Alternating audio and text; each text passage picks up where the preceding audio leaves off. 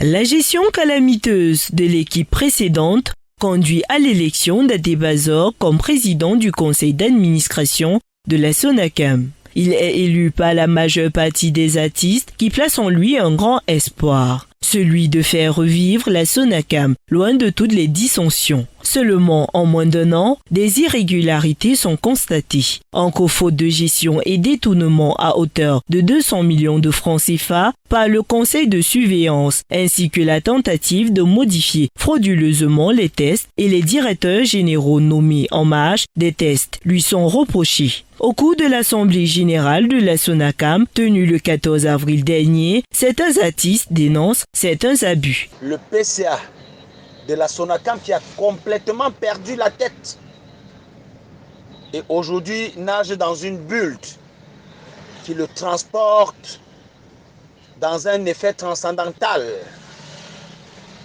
d'égoïsme et de méchanceté.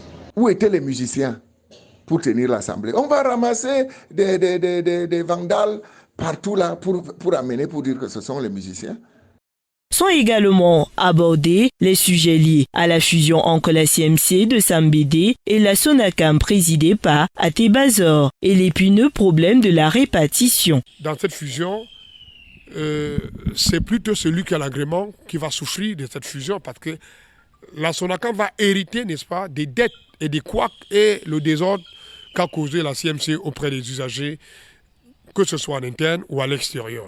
Pour certains, cette polémique n'est pas fondée. Il y a toutes sortes de manipulations, de sabotage et de lynchage public pour dire qu'Adébazor est en train de détourner de l'argent, l'équipe actuelle est en train de faire des malversations financières, sans preuve. En rappel, Adébazor est élu pour un mandat de 5 ans.